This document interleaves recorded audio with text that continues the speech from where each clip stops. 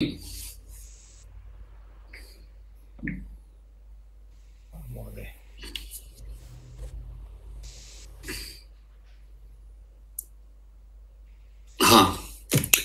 कस्मिन् श्लोके अस्मः वयम्?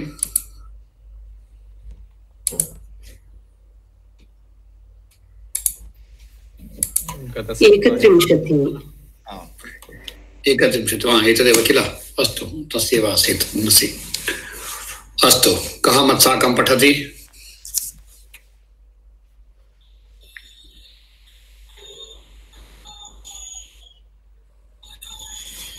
मत्साकं कापि पठति वा? पठति वा?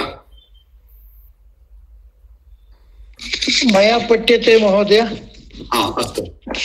लाङ्गूलचालनमधश्चरणावपातम् लाङ्गूलचालनमधश्चरणपापातम्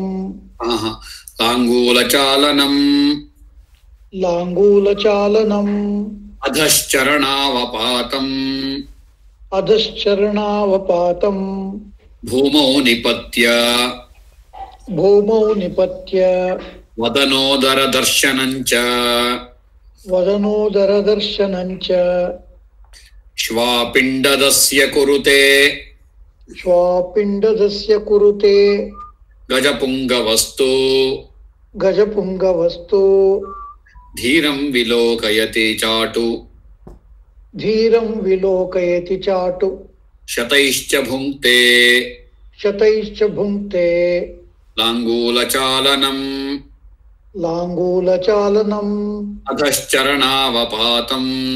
अधश्चरणावपातम् भूमौ निपत्य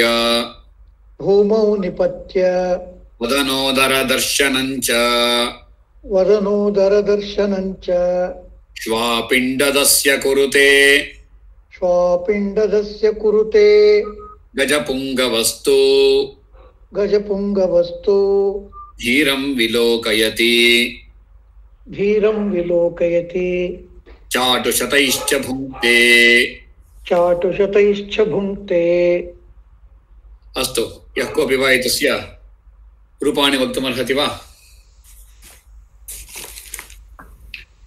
कापि?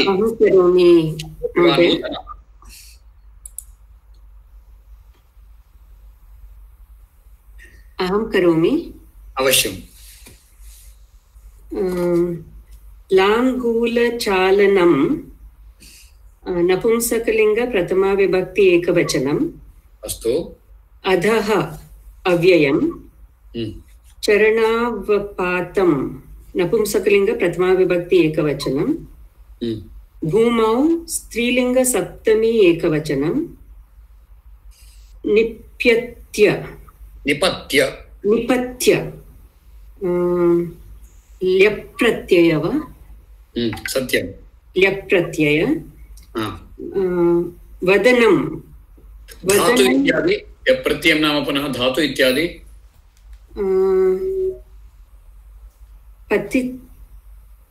पत् धातुः। हाँ, आम्। नी उपसर्ग अस्ति। निप्य। तत् एवं वक्तव्यं। नी उपसर्गपूर्वक पत् धातोः व्यबन्ताव्ययम् इति पूर्णतया वक्तव्यम्। अस्तु। वदनम् उदरं दर्शनं सर्वे नपुंसकलिङ्ग प्रथमा विभक्ति एकवचनं। यदि समस्तपदे अस्ति चेत् तस्य लिङ्ग न वक्तव्यम्। अतः अत्र केवलं वदन उदर इति कृत्वा तत्र सन्धिः वक्तव्यः तावदेव।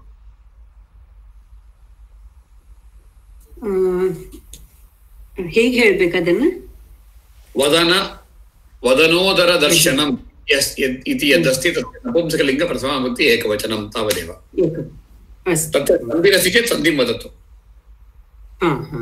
अस्तु, तदग्रे वदामः। अग्रे गच्छतु। च अव्ययम्। श्वा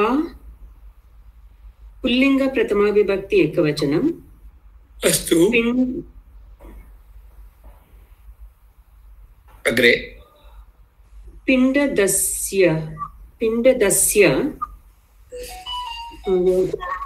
पुल्लिङ्गदस्य षष्ठी विभक्ति एकवचनं सम्यक् कुरुते क्रियापदं लट् लकारः प्रथमपुरुष एकवचनं तत्र किं तत्र कर्तरि प्रयोगः वा कर्मणि प्रयोगः वा कर्मणि I think परस्मैव sounds आत्मने महोदय आत्मनि वा कर्मणि वा द्वे अपि कर्मणि it sounding like आत्मनि but कर्मणि प्रयोग अस्ति अस्तु अग्रे गच्छतु गजपुङ्गवः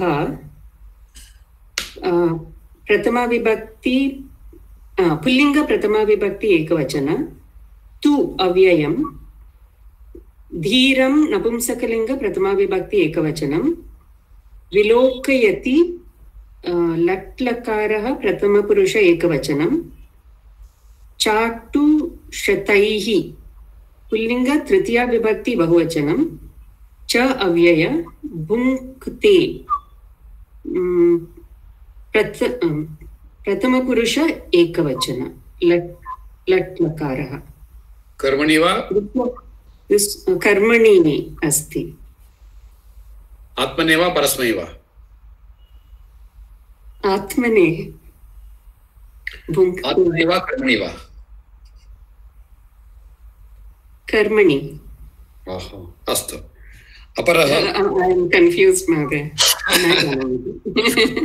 मम पूर्णं नाम MC नागराजः इति आङ्ग्लभाषायाम् MC इत्युक्ते मास्टर् आफ् कन्फ्यूषन्स् इति अन्ये जनाः ब्रुवन्ति अगर कन्फ्यूस् करोति अथवा सः स्वयं कन्फ्यूस् भवति इति परिचयपुस्तकमध्ये they've said all कर्मणि प्रयोग क्रियापद are आत्मनेपदी इति ओके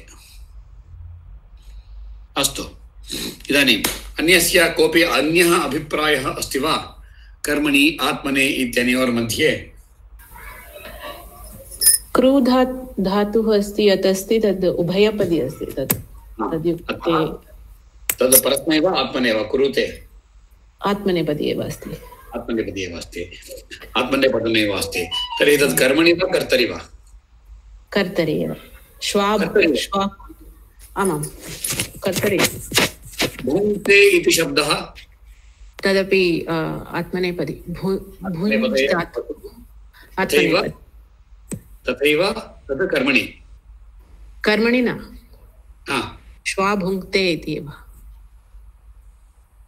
श्वा भुङ्क्ते वा अथवा गजपुङ्गवः वा भुङ्क्ते गजपुङ्गवः भुङ्क्ते इदानीं चेतना मनोहर भगिनी अस्तु महोदय तत्र भवत्या यदुक्तं तत् लोके सामान्यतः तथा प्रतीतिः आगता अस्ति परन्तु मनसि कृपया निदधातु स्पष्टं स्थापयतु यत् परस्मैपदिनः ये सन्ति परस्मैपदिनः ये सन्ति ते सर्वदा कर्तरि रूपेषु एव भवन्ति कर्तरि प्रयोगेषु परस्मैपदी धातवः कर्तरि प्रयोगे सर्वदा परस्मैपदिनः धातवः भवन्ति प्रथमं तथैव आत्मनेपदिनः धातवः अपि कर्तरि प्रयोगे भवितुम् अर्हन्ति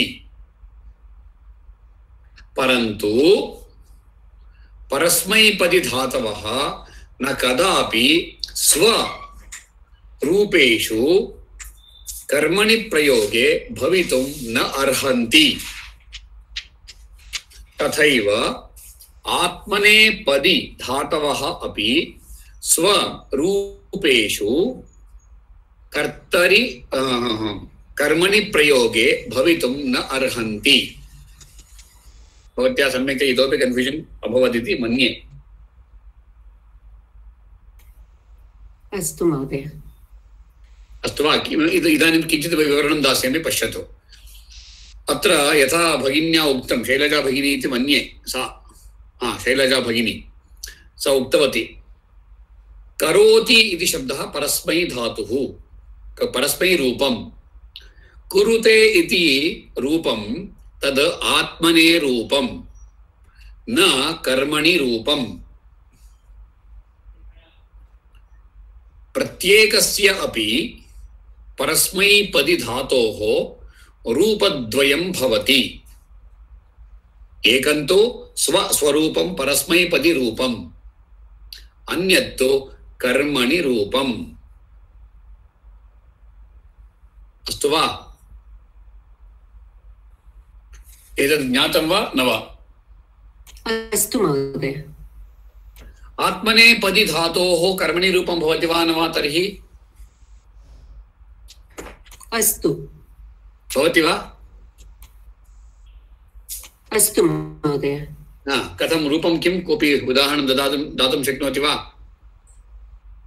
कुरुते इत्यस्य कर्मणि रूपं किं भवति? भवति वा न वा? प्रथमं भवति चेत् किं रूपं? भवति एव महोदय। किं रूपं तर्हि? तत्र चिन्तयामि धातोः कर्मणि रूपं भवति, कृ धातोः क्रियते इति एव भवति कर्मणि रूपं। क्रियते एव भवति तत्र, सम्यक्। तर्हि तस्य निष्कर्षः कथं आगन्तुं शक्यते अस्माभिः इत्यत्र उत्तरं तु बहु सुलभमेव। धातोः परः किं भवति? यकारः। यकारस्य तदनन्तरं किं भवति? आत्मनेपदी प्रत्ययः, ते प्रत्ययाः भवन्ति। अतः यदि तत्र यकारः भवति चेत् तत्र अवश्यम् अस्माभिः ज्ञातव्यं यत् सः प्रयोगः कर्मणि प्रयोगः। यदि आत्मने पदं साक्षात् भवति चेत् सः तु कर्तरि प्रयोगः एव।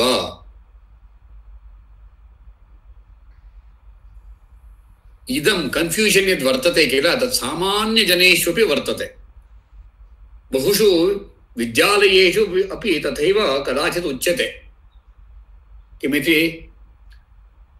तत्र कर्तरि प्रयोगे परस्मै भवति, कर्मणि प्रयोगे आत्मने रूपं भवति इति कथयन्ति। आत्मने रूपं न तत्।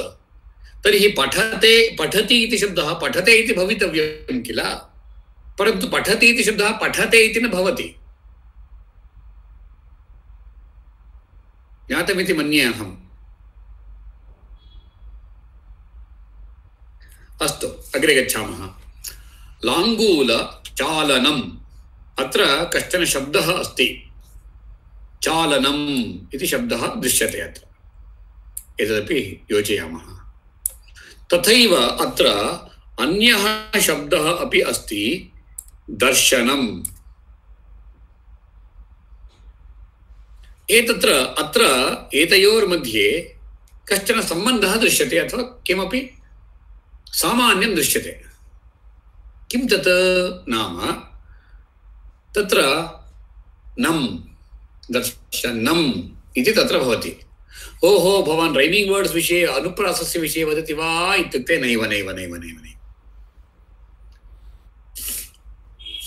धातोः अर्थं बोधयितुम् अयं कश्चन प्रत्ययः। तस्य प्रत्ययस्य नाम ल्युट्। प्रत्येकस्यापि धातोः ल्युट् प्रत्ययः प्रयुक्तः भवति।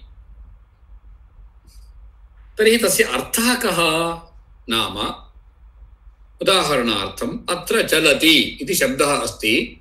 चल इति धातुः, तद् क्रिया नपुंसकलिङ्गे उच्यते, तावदेव। चल इति धातुः नपुंसकलिङ्गे वक्तव्यं चेत् किं भवति? चलनम्। पठ धातोः किं भवति? पठनम्। लिख धातोः लेखनम्। वद धातोः वदनम्। अत्र यदि अस्माभिः ज्ञायते चेत् चलति इत्यस्य वयं विभाजनं कर्तुं शक्नुमः। किमिति? चलनं करोति। अत्र पश्यतु, संस्कृतस्य विशेषः नाम एकमेव विचारं बहुविधेन वक्तुं बहुविधैः तद्वक्तुं शक्नुमः वयम्। एकस्य कृते अपरः प्रकल्पः अपरः विकल्पः अपि दृश्यते इत्येव विशेषः। चतुर्थी विभक्तिरस्ति रामाय इति, तस्य कृते विकल्पः कः? रामस्य कृते। एवम् अत्रापि चलनं दर्शनं प्रत्येकस्यापि धातोः, पुनः इदमस्माकं होम्वर्क् गृहकार्यं, किं तत् आदितः ये ये श्लोकाः इदानीम् अस्माभिः पठिताः सर्वैरपि तत्र तत्र विद्यमानानां सर्वेषामपि धातूनां ल्युट् प्रत्ययरूपं किं भवति इति अस्माभिः अवलोकनीयम्। वयं तस्य अवलोकनं कुर्मः, वयं तत्र तद्विलोकनं तेषां विलोकनं कुर्मः, तेषां पठनं कुर्मः, तेषां लेखनं कुर्मः, तेषाम् उररीकरणं कुर्मः, तेषां स्मरणं कुर्मः। ज्ञातमस्ति इति मन्ये, अहं चिन्तयामि। प्रत्येकस्यापि धातोः भुञ् इति धातुः अस्ति, तस्य ल्युट् किं भवति? अत्यन्तं श्रेष्ठं भोजनं। सत्यम्। ओ, केनापि उक्तं मया दोसा कृत्वा दीयते इति। अस्तु, त्यजतु, पश्यामः। मम इदानीं बुभुक्षा अस्ति। किं रवा दोसा वा? किमपि अपलोड् कृतमासीत् किल यूट्यूब् मध्ये? सत्यं। भाग्यश्री भगिनी उक्तवती, सत्यं सत्यम्। इदानीं किं सः गन्धः मम नासिकायाम् आगत्य अपतत्। अस्तु, इदानीं चिन्तनं कुर्मश्चेत्, अग्रे गच्छामश्चेत्, एवं प्रत्येकस्यापि धातोः एतादृशम् एकं रूपमस्ति, तस्य नाम ल्युट् लकारः। ल्युट् रूपं। ल्युट् अपि कृदन्तस्य अन्यत् रूपमस्ति। ल्युट् इत्यपि कृदन्तस्य अपरः प्रत्ययः। एतस्य उपयोगं कुत्र कुर्मः इत्युक्ते, भवान् देवं दृष्टवान् वा इत्यस्य स्थाने भवान् देवस्य दर्शनं कृतवान् वा इति तत्र विभाजनं कर्तुं शक्यते। एवम् अस्माकं संस्कृतभाषायां विकल्पाः प्रकल्पाः शतशः एकमेव वाक्यं बहुधा वक्तुं शक्नुमः। विलोकयति इत्यस्ति, तस्य किं वा भवेत्? ल्युट् प्रत्ययः विलोकनं। कुरुते इत्यस्य करणं। सम्यक्। एवम् अत्यन्तं सुलभमस्ति संस्कृतम् इति वयम् अवगच्छामश्चेत्। अतः अस्माभिः सर्वदा ज्ञातव्यं, यदि तत्र क्रियापदं न अस्ति चेत्, क्रियापदस्य साक्षात् रूपं नास्ति चेत्, तत्र क्रियाबोधकः कश्चन शब्दः अवश्यं भविष्यत्येव, भवत्येव। तत् किं नाम? एतादृशाः कृदन्ताः।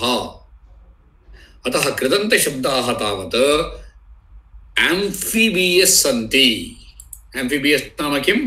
तेषां रूपद्वयं स्थानद्वयं विशिष्टं किमपि तथा वर्तते इति।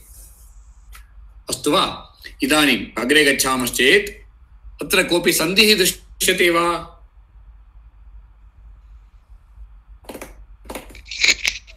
गुणसन्धि अस्ति महोदय। वदन उदर वदनोदर। सत्यं, वदन उदर। तत्र शब्दद्वयमस्ति, अतः तद् ते द्वे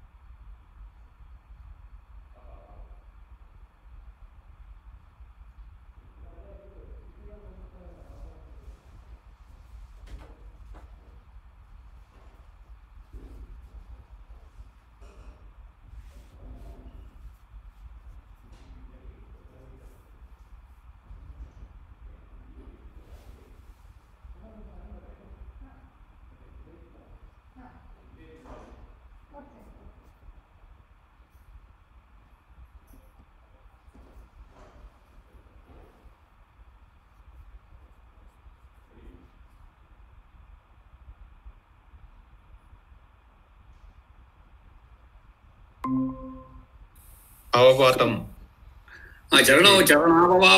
चरणावपातमिति भवति तत् तत्र चरणौ इति न भवति तत्र चरणयोः अवपातः चरणावपातः इति तत्र सन्धिः केवलं सवर्णदीर्घसन्धिः तत्र अस्तु त्यजतु चिन्ता मास्तु अग्रे गच्छामः गजपुङ्गवस्तु तत्र कोऽपि सन्धिः दृश्यते वा कदाचित् गजपुङ्गवः प्लस् तु गजपुङ्गवः तु तावदेव तत्र अकारः नास्ति गजपुङ्गवः तु गजपुङ्गवस्तु कदाचित् सकारः भवति अन्ते प्रविशति मध्ये प्रविशति इति चिन्तयामः तावदेव चिन्ता मास्तु तत्र अग्रे विलोकयति चाटुशतैश्च तत्र कोऽपि सन्धिः दृश्यते वा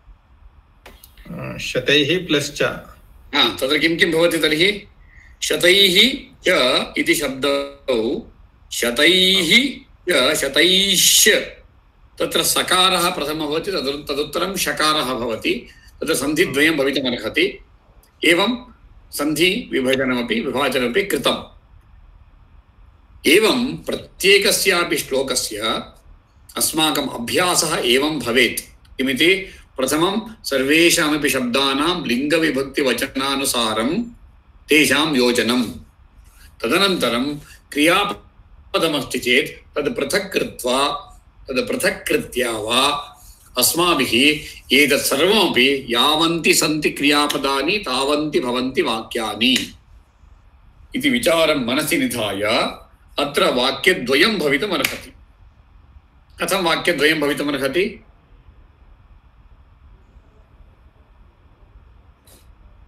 कोऽपि वा उत्तरं ददाति वा अत्र वाक्यद्वयमस्ति किमिति त्रीणि क्रियापद अस्ति महोदय त्रीणि क्रियापद समीचीनं सत्यं कानि कुरुते विलोकयति तथा भुङ्क्ते वाक्यत्रयं भवितुम् अर्हति अस्तु वा अतः प्रथमं वाक्यं किं भवति तर्हि लाङ्गूलचालनमधश्चरणावपातम् इति तत्र वाक्यमस्ति लाङ्गूलं नाम वयं जानीमः प्रत्येकस्य अत्र श्वा इति शब्दः अस्ति श्वा इत्युक्ते शुनकः श्वानः इति वयं जानीमः श्वानः सामान्यतः किं करोति इत्युक्ते पिण्डदः पिण्डं ददाति इति पिण्डदः यः पिण्डं नाम किम् इत्युक्ते छे संस्कृतभाषायां कीदृशः शब्दः उपयुक्तः इति चिन्तनं न कुर्मः किमर्थम् इत्युक्ते पिण्ड इत्युक्ते तत् दुष्टशब्दः इति नास्ति अश्लीलशब्दः इत्यपि नास्ति कुतः इत्युक्ते संस्कृतभाषायां वयं यदि पश्यामश्चेत् पिण्ड इत्यस्य धातोः अर्थनं यदि वयं चिन्तनं कुर्मश्चेत् तस्य आङ्ग्लभाषायां तस्य विवरणं दत्तमस्ति that which rolls on इति भवति तत्र पिण्ड्यते इति पिण्डः अहम् अद्यापि स्मरामि मम बाल्यकाले यदा वयं क्रीडामः स्म तदा यः कोऽपि वा यदा कन्दुकं क्षिपति तद् भूमौ साक्षात् आगच्छति चेत् वयं वदामः स्म पिण्डा उळ्ळुस्फुटा इति परन्तु श्राद्धकर्मणि अपि तथा एव प्रयोगः अस्ति किल इत्युक्ते सत्यं यतोहि तत्र विद्यमानं यदस्ति तत् पिण्ड इत्येव अस्ति तर्हि गर्भस्य विषये भ्रूणस्य विषयेपि अयमेव विचारः किल इत्युक्ते सः विषयः सैन्स् द्वारेणैव अस्माभिः ज्ञातव्यं किं तत् वयं जानीमः अस्माकं भाषायाः सौष्ठवं पश्यन्तु यदा पुरुषस्य तत् किमिति वीर्यं तथैव स्त्रियः अण्डम् उभयोरपि मेलनं जायते तस्य आङ्ग्लभाषायां ज़ैगोट् इति कथयन्ति ZYGOTE तत् किं भवति तद् गर्भाशये तद् रोल् भवति यदा रोल् भवति तत्र विद्यमानं सर्वमपि वस्तु इत्युक्ते तत् किमिति वदामः आङ्ग्लभाषायां तत् न्यूट्रियेण्ट्स् इति कथयामः पौष्टिकांशान् सर्वानपि सः गृह्णाति सः तत् यद् भ्रूणं भवति किल इतोपि स्थूलं गच्छति स्थूलं भूत्वा तत्र मैक्रोमियर् मैक्रोमियर् इति भागद्वयं भवति तस्य इति सर्वमपि विज्ञानं वदति परन्तु अस्माकं भाषायामपि सः शब्दः विद्यते किल किमिति गर्भस्थः इत्युक्ते पिण्डः इति पिण्डम् इति वा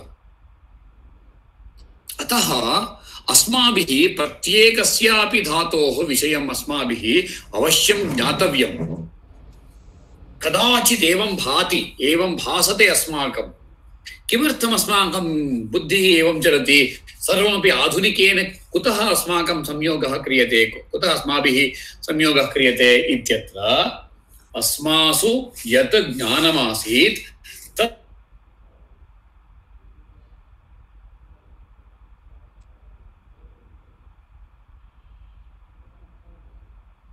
तद् विस्मारितमस्ति विस्मारितं नाम मरेसल्पट्टिदे मरेसल्पट्टिदे इति कथं वक्तुं शक्नुमः इत्युक्ते तत्तु साक्षादेव ज्ञायते यतोहि अस्माकं देशभाषायां येषां शब्दानाम् उपयोगं वयं कृतवन्तः तेषां सर्वेषामपि कदाचित् वा कथञ्चित् वा विज्ञानेन संयोगः भवत्येव किल तडुकु हाकिಕೊಳ್ಳುವುದು कन्नडभाषायां वयं वदामः किल बहूनां विषये तथा वक्तुं शक्यते बहूनाम्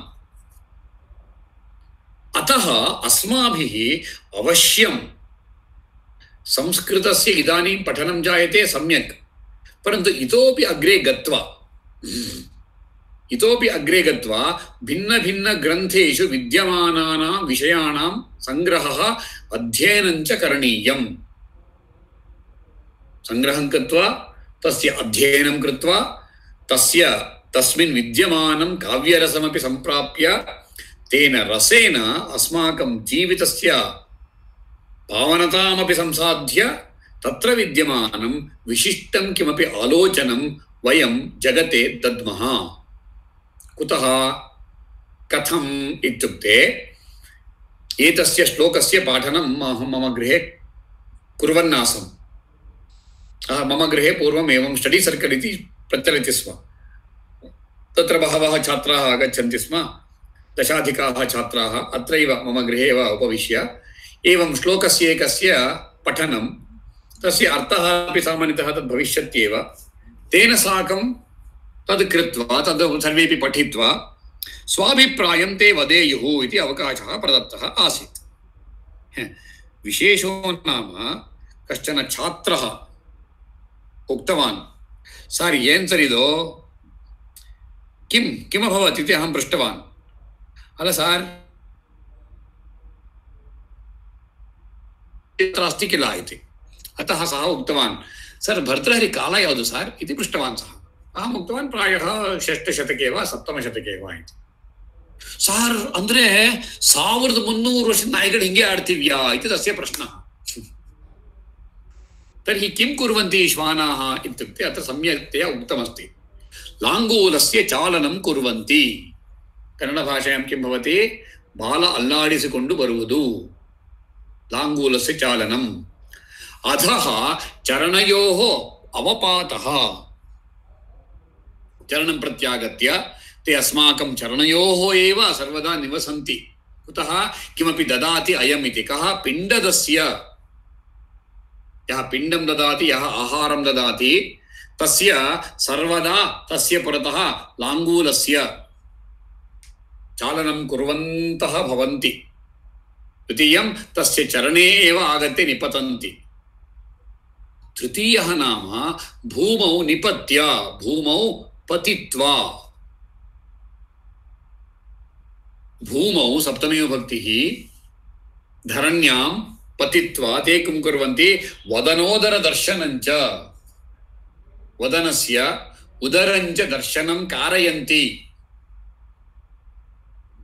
दर्शनं कुरुते इत्यत्र ते भूमौ पतन्ति पतित्वा ऊर्ध्वमुखाः भूत्वा स्वस्य उदरं सर्वमपि जगते दर्शयन्ति कीदृशः कीदृशी अश्लीलक्रिया किल इयं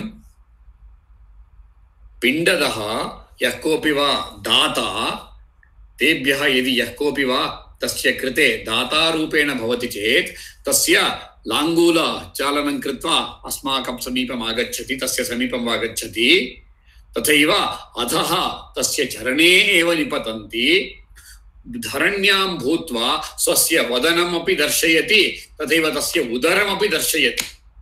यथा ट्राफिक् मध्ये जनाः तिष्ठन्ति किल, काचित् गर्भिणी महिला आगत्य स्वस्याः उदरं दर्शयित्वा किमपि ददातु इति भिक्षां याचति किल, तथैव श्वा इत्युक्ते श्वानः तथा करोति। परन्तु विभिन्नं नाम गजपुङ्गवः। गजपुङ्गवः नाम श्रेष्ठः गजः। सः धीरं विलोकयति। धीरः नाम अत्र सः गजपालकः भवति किल, माउतः इति कन्नडभाषायां वयं वदामः किल। गजपं विलोकयति, धीरं विलोकयति। कः? गजपुङ्गवः। विलोकयति, पश्यति इति न तत्र शब्दः। विलोकयति नाम क्लोज ऑब्जर्वेशन। सः किं करोति इति तस्य नेत्रस्य चलनमात्रेणैव सः तं विलोकयति। सः किं चिन्तयति, सः किं कुर्वन् अस्ति इति सर्वमपि। तदनन्तरं तस्मै भोजनं कारणं तु इतोपि कष्टं। किमिति? तस्मै बहुविध उपचाराः करणीयाः। भोः, भवान् श्रेष्ठः अस्ति, मुखमुद्घाटय,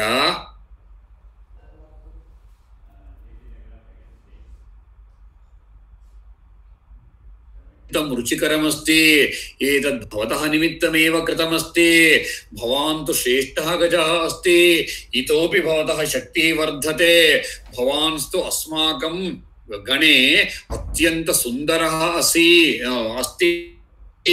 भवतः दन्तौ तु एतावत् वर्तन्ते नाम न कस्यापि एतावत् सौन्दर्यम् इति चाटुशतैः, चाटु नाम तेषाम् इष्टापूर्त्यर्थं क्रियमाणा स्तुतिः कदाचित्, अथवा तेभ्यः यथा रुच्यते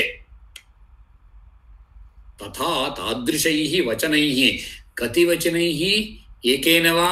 नैव नैव, शतैश्च एव सः किमपि वा भुञ्जते, भुङ्क्ते। श्वानः किं करोति? मम कृते ददातु ददातु ददातु इति कृत्वा लाङ्गुलचालनमपि कृत्वा अधः पतित्वा, अस्माकं चरणयोरेव पतित्वा भूमौ अपि निपत्य स्वस्य वदनमपि दर्शयति, स्वस्य उदरमपि दर्शयित्वा पिण्डदस्य पुरतः एवं सर्वमपि करिष्यति। परन्तु गजपुङ्गवः, अस्माकं संस्कृतेः विशेषं पश्यन्तु, पुङ्गवः इति शब्दः। अस्माकं तु गो आधारित कृषिः आसीत् पूर्वम्। अतः यत्र यत्र गच्छन्ति तत्र तत्र पुङ्गवः इति शब्दस्य प्रयोगं वयं पश्यामः। कथमिति? पुङ्गवः इत्युक्ते अर्थः कः? वृषभः, पुरुषर्षभः इति प्रयोगः। पुरुषः वृषभः, वृषभः इत्युक्ते यत्तु कन्नडभाषायां वयं जानीमः, तस्य कीदृशी शक्तिः भवति इति। विचित्रं नाम गजस्यापि पुङ्गवत्वम्।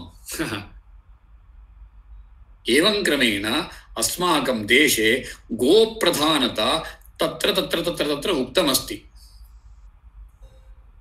इदानीं सर्वत्रापि घृतस्य विज्ञापिकाः प्रदीयन्ते। घृतस्य तुप्प, तद् GRB शुद्धतुप्प, नन्दिनी शुद्धतुप्प, तथा एतत् सर्वमपि कुत्रापि दृश्यते वा हसुविनतुप्प इति? यस्य कस्यापि वा भवतु, शुद्धतुप्प इति लिखन्ति, शुद्ध हसुविनतुप्प इति लिखन्ति वा, अथवा हसुविन शुद्धतुप्प इति लिखन्ति वा? न कस्यापि धैर्यं। किमर्थं? तत्र किमपि विमिश्रणं भवति। नो चेत् ते अवश्यं वक्तुं शक्नुवन्ति स्म, एतत् केवलं गवां घृतम् इति वक्तुं शक्यन्ते स्म। न वदन्ति। कुतः? तत्र गोवंशः स्याद्वा न स्याद्वा कोऽपि न जानाति। अतः पुङ्गवः इत्यत्र श्रेष्ठः इत्यस्मिन् अर्थे। रामायणे तु वानरपुङ्गवः इति शताधिकस्थानेषु पश्यामः। तथैव यत्र यत्र पश्यन्ति तत्र सर्वत्रापि यत्र श्रेष्ठत्वं वक्तव्यं तत्र पुङ्गवः इत्येव तत्र श्रेष्ठत्वं। यतोहि अस्माकं तु गो आधारित संस्कृतिः। इदानीं गवां विषये वदामश्चेत् किं भवति? थू गब्बुरि वास्ने सगणी वास्ने तावदेव पश्यामः वयं। तद् क्षीरं न जानीमः, तस्य घृतं न जानीमः, तस्य दधि न जानीमः, तस्य नवनीतमपि न जानीमः। तेषां स्पर्शनेन अस्माकं रोगाः दूरे गच्छन्ति इत्यपि न जानीमः। केवलं तस्य गोमयं, तस्य गोमूत्रं जानीमः, यत् पुनः विज्ञानदृष्ट्या अत्यन्तं महत्त्वपूर्णं वर्तते। अतः गजपुङ्गवस्तु किं करोति इत्युक्ते सः तं गजपं कथं पश्यति? बहु गौरवयुतं, सोऽपि गौरवमानवान् यः भवति तादृशः मानवान् यथा पश्यति तथा एषः स्वस्य पालमपि पश्यति। किमपि खादनीयं चेत् तेन शताधिकानि वचनानि वक्तव्यानि एतस्य संवर्धनार्थं। भवान् तु श्रेष्ठः, भवान् सुन्दरः अस्ति, भवानेव शक्तिशाली अस्ति। अतः अत्र उच्यते, कवेः आशयः एवमस्ति, अस्माकं गुणः श्वागुणवद् वर्तते वा उत गजवद् वयं वर्तेम वा? नीचानां तु यथा कथञ्चित् चलति, परन्तु श्रेष्ठानां तु कथं भवति? भिक्षायाचनं नीचानां कर्म, भिक्षादानं श्रेष्ठानां कर्म। शिक्षायां कश्चन श्लोकः अस्ति, विषममसिधारा व्रतमिदं सतां केनोद्दिष्टं विषममसिधारा व्रतमिदम् इति तत्र कथयति। सज्जनाः यद्यपि कष्टम् अनुभवन्ति तथापि ते न कदापि अन्येषां पुरतः याचन्ते। इदानीं वयं तु सर्वकारदृष्ट्या वा अथवा सर्वत्रापि अद्यापि विधानसभायां तथा पश्यामः एव, मम कृते तस्य निमित्तं यत्किमपि वा कर्तुं शक्नोमि इति। ते के तर्हि? गजाः वा उत? त्यजतु, अस्माकं जनानां भर्त्सनं वयमेव न कुर्मः, तद् मास्तु इति विचिन्त्य अत्र यस्य कस्यापि सन्देहः अस्ति चेत् कृपया पृच्छन्तु, नो चेत् अग्रिमं श्लोकमपि अद्यैव शीघ्रतया समापितुं शक्नुमः इति मन्ये। कस्यापि वा सन्देहः अस्ति वा अस्मिन् श्लोके? आं महोदय, तत्र ल्युट् विषये कश्चित् प्रश्नः वर्तते। तत्र बालकः पश्यति इत्यत्र बालकः चित्रं पश्यति, अस्य दर्शनं करोति, चित्रदर्शनं करोति इति। तत्र पुनः दर्शयति इति दर्शयति दर्शनमपि भवति किल? तत्र दर्शनं कारयति इति तत्र भिन्नतां प्राप्नोति। तत् दर्शयति इति लिट्लका तत् निच् किल?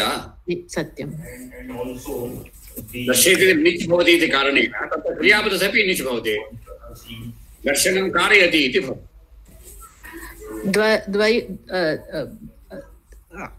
द्वयोरपि अर्थभेदः नास्ति। द्वयोरपि तत्र क्रिया भिन्ना, तथापि दर्शनम् इति एव ल्युट् प्रत्ययः भवति।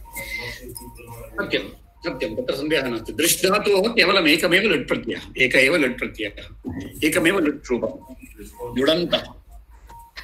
तथा पठति, पाठयति, पठनं तत्र पठति इत्यस्य पठनं भवति। पाठयति इत्यत्र पाठनं करोति इत्यपि भवितुमर्हति, पठनं कारयति इत्यपि भवितुमर्हति। सत्यम्।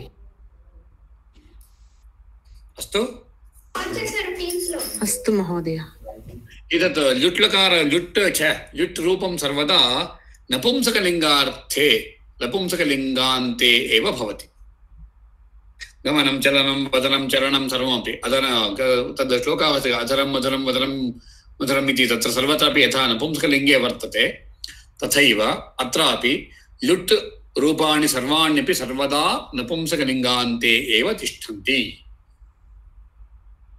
अस्तु अस्तु महोदय, धन्यवादः। अग्रिमं श्लोकमपि पश्यामः। पाठयामि एकवारं, कृपया पठन्तु। परिवर्तिनि संसारे, कस्य, वीरनारायण महोदयस्य वा पाण्डुरङ्ग महोदयस्य वा? परिवर्तिनि संसारे, परिवर्तिनि संसारे को वा मृतः को वा न जायते, मृतको वा जायते, सजातो येन जातेन, सजातो येन जातेन, याति वंशः समुन्नतिम्, याति वंशः समुन्नतिम्। परिवर्तिनि संसारे, परिवर्तिनि संसारे, मृतः को वा न जायते, मृतः को वा न जायते, सजातो येन जातेन, सजाते येन जातेन, सजातो येन जातेन, सजातो येन जातेन, याति वंशः समुन्नतिम्, याति वंशः समुन्नतिम्, समुन्नतिम्। समुन्नतिम्। सम्यक्। अत्रापि पुनः शब्दद्वयम् अथवा किं क्रियापदद्वयं। प्रथमं तु जायते, द्वितीयस्तु याति, याः प्रापणे धातुः, जनिर्प्रादुर्भावे धातुः जा। परिवर्तिनि संसारे उभयत्रापि सप्तमी विभक्ति एकवचनं। कः मृतः इत्यत्र प्रथमा विभक्ति एकवचनं। वा इत्यपि अव्ययं, न इत्यपि अव्ययम्। सः जातः पुल्लिंग प्रथमा विभक्ति उभयत्रापि। येन जातेन पुनः प्रथमा तृतीया विभक्ति एकवचनं पुल्लिंगः। याति लट्लकार प्रथमा पुरुषे एकवचनं, जायते इत्यपि लट्लकार, परन्तु तद् आत्मने अस्ति, एतत् परस्मै अस्ति। वंशः पुल्लिंग प्रथमा विभक्ति एकवचनं। समुन्नतिं, सम सम् उत उपसर्गद्वयपूर्वक नमु धातोः क्थिन् प्रत्ययः। तिन् प्रत्ययः अपि स्त्रीलिंगान्त शब्दः, कृदन्त शब्दः। चिन्तयन्तु, कृपया शृण्वन्तु, सम्यक् भवतु श्रवणम्, अस्माकं मननं, निधिध्यासनं, स्मरणं सर्वमपि जायेत। यथा ल्युट् प्रत्ययः सर्वेषामपि धातूनां भवति, तथैव सामान्यतया 80% सर्वेषामपि धातूनां क्थिन् प्रत्ययः अपि भवति। अरे रे रे रे किमपि किमपि उक्तं किल भवता इति केचन इति चिन्तयन्ति चेत् कृपया चिन्ता मास्तु। इदानीं पश्यन्तु, गम इति धातुः अस्ति, गम। तस्य किं भवति? गम इति धातोः रूपं गमनम् इति, तत्र लुट् प्रत्ययः। तथैव अपरः कश्चन शब्दः अस्ति, येन गति। तत्र गतिः इति शब्दः वर्तते किल, गतिः। सः थिन् प्रत्यय रूपशब्दः। तथैव मन इति धातोः मति, रुच इति धातोः रुचिः। तर्हि पठ धातोः नास्ति, चिन्ता मास्तु। तस्य एतस्यैव अपरः कश्चन प्रत्ययः भवति। अतः अस्माभिः चिन्तनीयः विचारः अयं, यत् यत्र कुत्रापि धातोः सहितं, पुनः शृण्वन्तु, धातुना सहितं यदि तत्र इकारः अस्ति चेत् सः थिन् प्रत्ययरूपं, तद् थिन् प्रत्ययरूपम् इति चिन्तयन्तु। मतिः, रुचिः, भक्तिः, भुक्तिः, शक्तिः, सर्वत्रापि पश्यतु। अत्र सर्वत्रापि किं भवति नाम, स्त्रीलिङ्गान्त शब्दाः एव ते। कविः तत्र नास्ति, एवं ल्युट् रूपाणि अपि किञ्चिदिव चिन्तनं कुर्मः। एवमेव वयं थिन् प्रत्ययस्यापि रूपं चिन्तयामः। ल्युट् प्रत्ययान्तशब्दाः सामान्यतः न सर्वदा नपुंसकलिङ्गे भवन्ति। थिन् प्रत्ययान्तरूपाणि सर्वदा स्त्रीलिङ्गान्ते भवन्ति। अत्र केभ्यश्चित् जनेभ्यः अप्पा उन्नतं व्याकरणम् उच्यमानं वर्तन्ते इति कृपया मा चिन्तयन्तु। उच्यमानं वर्तते इति कृपया मा चिन्तयन्तु। कुतः इत्युक्ते अत्र पश्यतु, मृतः इति शब्दः अस्ति। एतस्य रूपं किं नाम तप्रत्ययः। तथैव जातः इति शब्दः अस्ति। एतस्य रूपं किम्? एतदपि तप्रत्ययः एव। अस्तु वा? कृदन्तानां विशेषः एव एवं। तेषाम् उभयत्वं भवति, उभयमपि भवति।